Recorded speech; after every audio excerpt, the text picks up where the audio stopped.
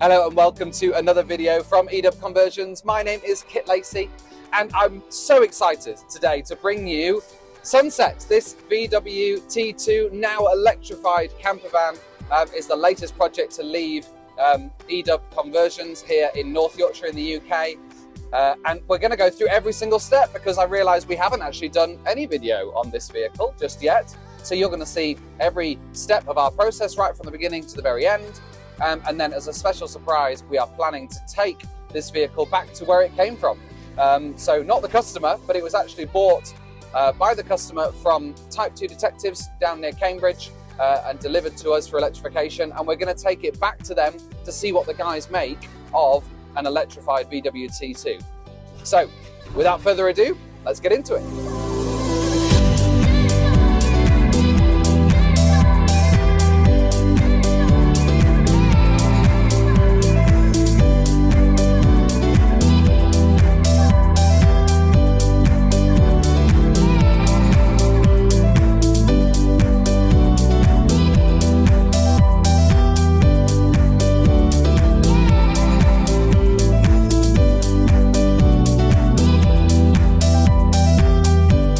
So at first glance, the Dormobile cab is pretty much as it was, which is kind of the intention. You should look at it and go, that's a nice camper van, and then you should go, hang on a second. There's a few things slightly different about all this. So on this side here, the main difference that we've got is that the glove box has changed. So originally you've got quite a deep glove box in here that becomes a bit of a dumping ground for everything that you want. That's now been replaced with this very fancy little tray. So this is a custom fabrication that we install. Works really, really nicely. Still somewhere to put your stuff, but that's because you've got your air conditioning blower unit that's tucked up behind the dash, and that's blowing you the cold air into the vents that would normally be taking just fresh air. So having that air conditioning system, especially in warmer climates, is a really great addition. Other than that, on this side, there's not really much to add. You've got your really fancy classic stereo in the center there. So that's DAB, it's Bluetooth, but it looks kind of classic, which is really cool. Does a really, really great job. And then other things through the front here, obviously the cab side of things, the driver's side of things, which we'll go through in just a second. But from this side, I mean, it looks pretty standard, looks pretty normal. You would get into here and you would feel right at home if you were used to camper vans, I reckon. Now the driver's side, again, you've got a few differences. You're not going to feel drastically different because you've still got your big old trucker's wheel here, which is so much fun to drive with. You're still nice and high up. You've still got everything else you need, but then there's those little subtle changes. So you've got your electric throttle pedal. There's nothing that we will not change to electric. Throttle pedal, that's actually a really big deal. Originally, your throttle pedal was a kind of plate on a rod, on another rod, on another rod, on a hinge, on a cable to the engine. So it was a lot of parts and they went wrong, and I can speak from experience, but they just break. So having a digital kind of electric throttle pedal makes such a massive amount of difference just for reliability. You just put your foot down and it's programmed into the drive unit to take you where you want to go as fast as you would like to go. Brake system is all original, except it's now electric assist, so that makes a big difference with how you brake. And then on the top here, you've got your classic dials. So these are intentionally kind of classic style. You've got your speedo in the center there. You've got your battery state of charge. You've got inverter temperatures, and you've got amps, so power on the side there as well. Really clear, really in your face. No tons of distractions. It's not like that. It's really straightforward. On here as well, you've also got some gear direction lights, so you know which way you're about to drive. Obviously, you've got no sound to give you a kind of the indication of which way you're about to go. So having a direction light on there is really useful. Your gear selector is also on here too, so forwards and reverse. And the way to start this vehicle is you simply turn the key, and then just like an automatic car, it's using a signal from the brake pedal to tell the vehicle that you're sat in the driver's seat ready to go. So as long as you're in the driver's seat and you've got your foot on the brake pedal and you turn the key, then it's a way to go. It's really straightforward. On here as well, you've also got your heating. So your heating is simply this little dial here. When you've got either the key turning the ignition or if you're plugged into charge, you can turn that dial and that turns on high voltage heating that comes right up into your face or down on your feet. It's another great place to put your heating. You've also got air conditioning, as we mentioned before. So the system is over the far side, but there's other kind of compressors and condensers under the cab.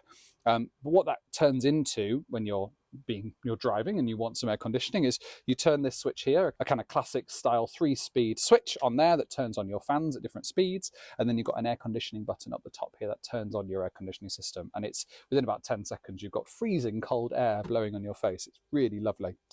Then you've got all your original stuff as well. The only other little addition that you've got through here is you've actually got a heated windscreen in this model. So the windscreen itself has got tiny little elements running through it, which means that when it's misty or foggy, or you've been camping and you get condensation, or if it's icy even, you can just turn on the system, you can pull that switch out, and the windscreen defrosts or de-ices really quickly. It's really efficient. And then the final thing, this is available to any T2 camper, but we like to enforce it, is power steering. Good old power steering, because these things take a lot of arm strength. So having the power steering on there just makes driving this an absolute breeze. So all in all, sitting here, having this capability, you don't feel like you're in an electric modern vehicle. You still feel like you're in a really nice classic vehicle, but it just drives so simply. It's great. So we're now going to climb in the back. I mean, we've had a little bit of extra upholstery work done in the back here, but it's so plush back here. It's got so much space. It's kind of got a bit of everything in this vehicle. So this is a what's called a rock and roll bed. So it sits up nicely like a seat, and then you can lift the underside of it and pull it away from the back, and that folds down flat into a bed. In this particular conversion, obviously the Dormobile had these original Dormobile cabinets. That's a kind of bit of everything, really. So you've got a kind of cool box sink fridge section down there-ish. And then again, you've got your kind of sink section up the top there too. Loads of cabinets underneath, space for your table. So there's a table that at the moment is just stored in the rear. It might have a better location to store. It doesn't go behind the front seat because that's where the stove is. But this one is in the back here, and then that kind of rolls into the rail across the side here, and that's really fancy for just getting the table out and having something to eat. But it's I mean, we had this upholstery redone to fit the rock and roll bed, and a bit of the back panel as well. So it was a little bit of an adaptation. We didn't throw away everything that was here originally, but it originally did have a different mechanism, and we elected, well, if it's going to all kind of slot together and work, then it kind of needs to be rock and roll, and that's the best way to go forwards. And it worked really well. I think it's come out really, really smart. In the back here as well, you've still got your space saver tire on there just in case. Full space on the back here, but really you've just got miles of views. You've got windows all around you. You've got everything that you want to be able to see, and it's just a really comfy space. You've got lap belts down the back here. There's actually Isofix fitted behind here. So for car seats, you've got Isofix down here too. But ultimately, it's just a really lovely space. And of course, we have to mention the glorious Pop-Top. So Dormobile side lifting Pop-Top here. I really love it, actually. There's a level of Pop-Top. I think when you've got into Pop-Tops a little bit. So when if you're new to Pop-Tops, and you're thinking, oh, I just want something, I don't want something too big and too garish, you want something quite subtle, then great. But I've been kind of getting into them obviously for a few years now, and the more I use Pop-Tops, practically, bigger is better. It is. And especially when it's in this format where, other than having because you can get Pop-Tops that are kind of permanently high, and those obviously alter the shape of the van, and they have a very different feel to how the thing kind of looks and feels, but I love this one. Full side lifter. You've got full windows on the side there with openings, so if it's really steaming hot you can open those up. Then you've got these beautiful hammocks on the side here as well. So you've got a hammock on the left, a hammock on the right, so for sleeping, bedtime. It's not really long enough for adults, but it's definitely big enough for kids. Throwing the two kids up here is an absolute dream. It's really, really straightforward, but I love it. I think the mechanism is really straightforward. Sweeping over, the Pop-Top canvas is a little bit worn, but it's good for now. And it's one of those where if it ain't broke, don't fix it. And eventually it might need a bit of a revamp, and it's a really straightforward thing to swap over. But this Pop-Top, I mean, I can't actually reach the very top of it. It's insane. Such a lovely space and really practical. And I must say, it's an absolute winner for me.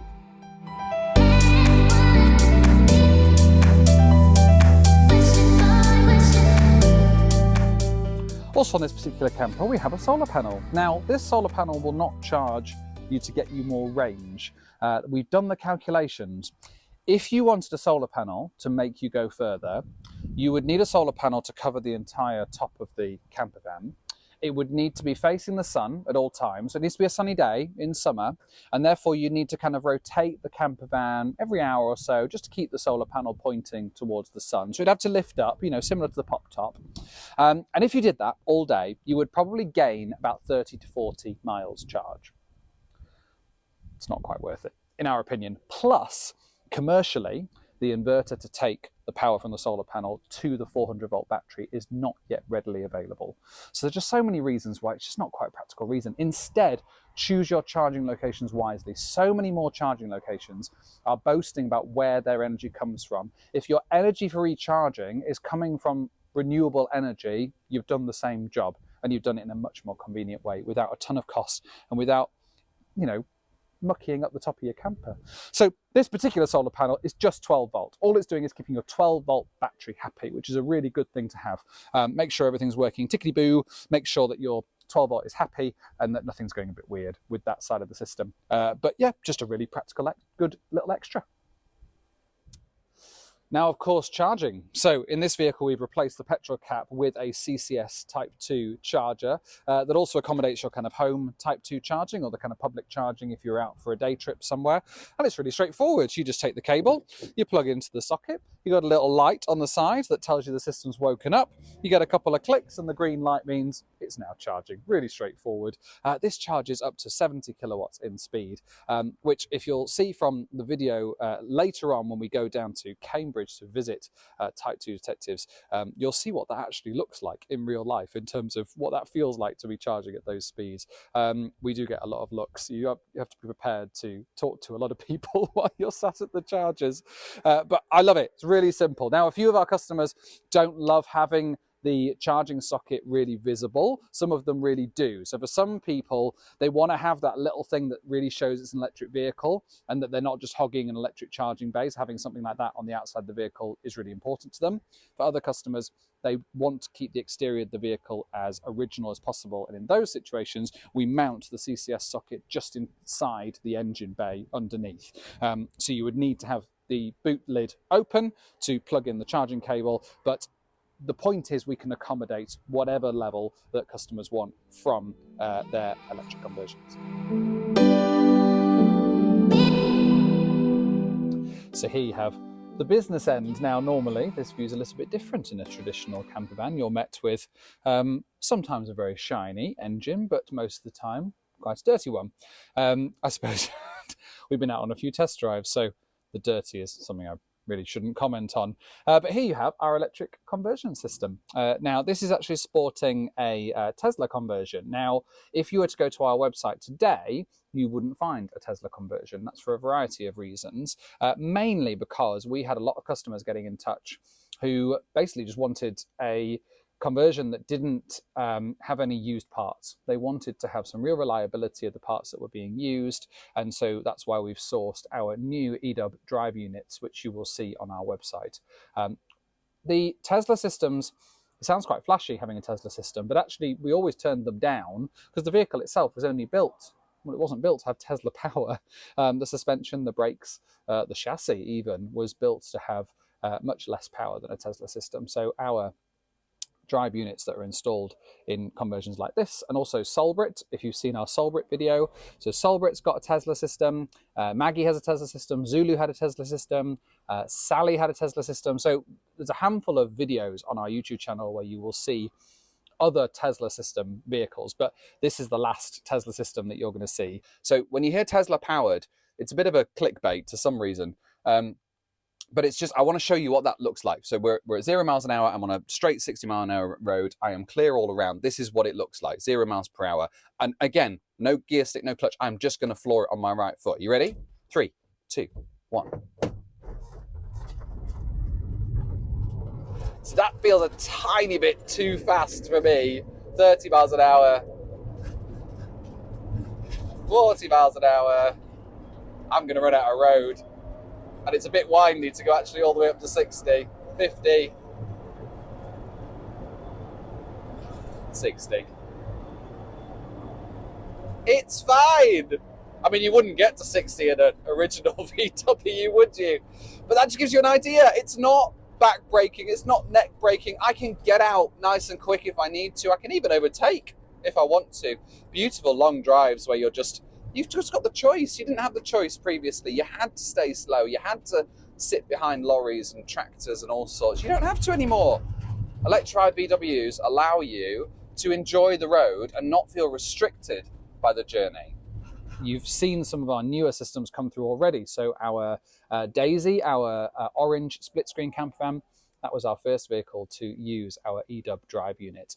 And we're really excited to be using those as we move forwards with 5 more conversions in the pipeline right now. But what you've got here is obviously a battery box that you can see right here. There's 2 other battery boxes in this vehicle, so similar to Solbrit, you've got another battery box on the petrol tank shelf and another one underneath the vehicle. Again, the changes that we've made for the new systems is all one single battery box in the rear, which just makes installation much easier and saves some time on installing the systems as well. But I need to stop telling you about other things. We're all about this vehicle. Stop talking about other vehicles. You got your high voltage battery pack here. It's intentionally got an access hatch on here because there are some final assembly bits. We try and install the system kind of unassembled. There's certain final high voltage things that we do once it's all safely in the vehicle and we're happy with all the other fixings. So we have an access hatch there to be able to access bits and pieces. We can also get straight to things like the battery management system and also access fuses. There are big high voltage fuses in there. So if something was to go wrong with the system, which we could potentially repair with some other parts of the vehicle, we don't have to remove the whole system to get access to that. But it gives us really good access. And then on the left-hand side is our cooling system for both the drive unit and the battery pack. And then on the right-hand side is our eDub control board.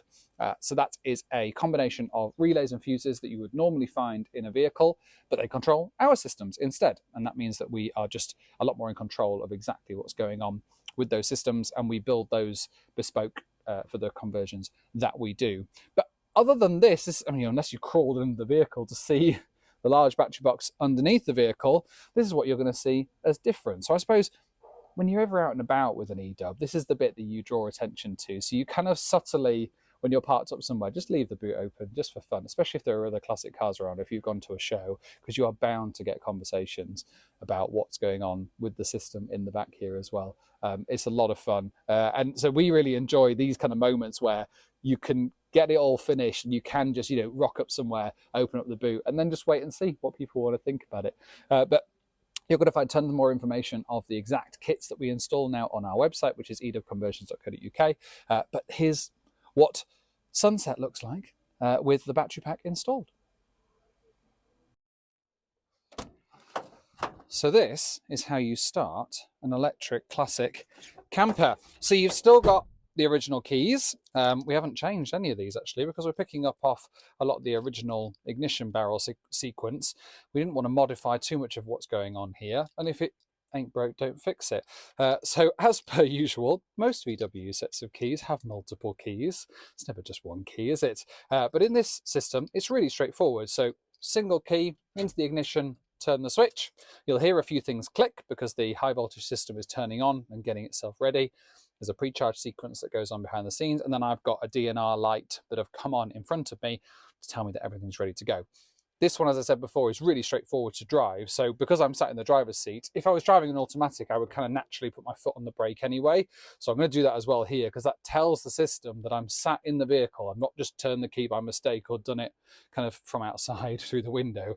I'm sat here, I'm ready to go. That's all the system needs. I can now literally hit forwards, take the original handbrake off and slowly squeeze down on the pedal. And that's all it needs. And the power steering. I'm going to do that reaction every single time. So setting off and driving is really straightforward. That's all it needs. I was going to go out onto the road, but I'm not going to because I haven't put my seatbelt on. So I'm just going to go around the yard a little bit. But that's it. You've got regen braking as well. So as I come off the throttle pedal, there's a little bit of regen braking kind of slowing me down. And then if I go onto the foot brake, that's going to give me a little bit more regen before the brakes actually squeeze together. There's all sorts of stuff you can do with the brakes as well. You can get kind of different systems for upgrading the brakes, but like I said, it's electric assist. There's no more engine causing absolute racket. But in terms of, that's all I really need. I've got my dial in front of me telling me how fast I'm going. I've got my state of charge, so I know how much power I've got left. If I want heating, I turn the switch. So that's high voltage heating that's coming up through the places that normally heat would go. So up onto the windscreen or onto my feet, or a bit of both. You've got the original kind of lever down the bottom, because the heat is coming up through the original tube, which had a flap that you would move with the little lever to either point it at your toes or to point it up at the windscreen. Normally toes is best, especially in this vehicle where you've got a windscreen. You don't need to have really on the windscreen as well, but it is nice. I mean, I'm warm already. Don't need that on anymore. Then the air conditioning, if now I'm too warm, so I turn the fan switch on, that turns on the blower unit. That's where the glove box used to be. And then now that system is engaged, I can press that button there. It glows a nice bright blue color. And that's now giving me a bit of additional air conditioning. You hear the kind of compressor system turn on and start to, there we are, start to give me cold air. Now I'm going to have to do a bit of a three-pointer here because I haven't quite timed it properly. So come to a stop, hit reverse. I can just look around behind myself, reverse backwards, just like that. My left arm's not really doing anything. Then flick back to forwards, and off I go. It's that straightforward. So yeah, I've got my cold air, so that's coming out through the vents on the side here. That's oh my goodness. The time of filming is early March in the north of the UK. I do not need air conditioning. So again, I can press the button to turn it off, and that then turns it into just kind of ambient air. And of course, I can turn the blower off as well. And that's kind of how it all works. There's not really much else to it. I've got my stereo system. I've got my heated windscreens if I need it. But the beauty of it is that I'm not distracted. My left foot is having a chill. It's not doing anything. I can just, you know, I'm not hoiking the steering wheel with the lovely power steering. I can just keep squeezing that throttle pedal. I barely have to use the brake because the regen braking is taking care of so much of it. So having that throttle pedal with a digital throttle pedal, as opposed to the original throttle pedal, which was basically on or off, let's be honest. You had it down to be on, you lift it off to be off. And that's all there is to it. So I'm just going to pull back into our unit here. But everything else is pretty standard. So you've still got original windscreen wipers. We've actually fitted reversing cameras onto this one as well, which stick off the bottom of the bumper. So when I go into reverse, there's a little gauge in front of me that if I got really close to the unit, then it would start beeping at me, which works okay. I mean, you're never going to get it perfect, but that's all there is to it. And then when you're ready to stop, there we are beeping. You can just put the handbrake on as you would normally, turn the key off, and off you go. There's then additional safety features, like you can get VWs that have the kind of the lock, wheel lock to keep it stationary. There's an isolator that we fit onto the 12-volt battery that just disables the entire system. So if you're leaving the vehicle for, you know, a week or so, or in a garage, then you can take the isolator key with you, and then it's really difficult to really kind of get anything going with getting the vehicle. What we tend to think is that if anybody tried to steal one of these vehicles, which obviously they're quite lucrative and they look really appealing, and so some people, and the locks for the doors aren't fantastic, so you can't do much about that, but there's so many other things you can do about protecting the vehicle itself, and we feel like we've done a lot to it. In fact, one of our previous conversions, somebody did break into it and try to steal it, and I obviously don't know whether they actually tried to steal it and failed, but in the end they broke in through the front cab doors and they took the front seats. Now, I would like to think that they did try and drive it. I mean, if you know what you're doing with it, then you would try and hotwire it or whatever to get it moving, because then you've got the whole thing. And when they realized it was electric, or realized there was nothing to it, they thought, got no idea what's going on here, we'll just take the seats. So in a way, it's kind of protecting itself by being so unusual. But in terms of a driving experience, I hope it's really hard to convey it, but you can get in touch with us through contact forms on the website at edubconversions.co.uk, where one of the first things that we'll do is we'll slightly force a video call on you, so that you can have a one-to-one with myself or one of the team to look at the vehicles that we're doing and to maybe have some other personal level of experience of what's going on. And of course, you can then organise to come and pay us a visit and actually see the vehicles in the flesh, in the metal, and really see how they work as well. So there's so many ways, but I hope in this video, in that little clip, you've been able to see how the system works and just mainly understand how simple it is. There's no more of that lottery that you used to have with old camper vans of turning the key and crossing your fingers of, is it going to start? That's no longer a problem. So ideally, the end goal here is the actual experience of driving an electric classic camper is just hands down simpler, more enjoyable, less distracting, guilt-free. I could go on. It's just such a fun experience.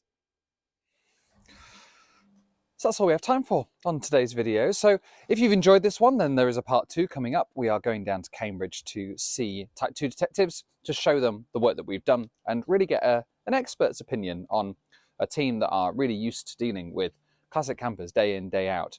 What they're going to make of an electric conversion. So tune in next time, find out. Make sure you hit that subscribe button. Liking the video is always great. And again, any further questions or anything you think that we've missed or that you want more details on, then please drop us a comment down below. Again, my name's been Kit Lacey from edubconversions.co.uk, and we will see you in the next one.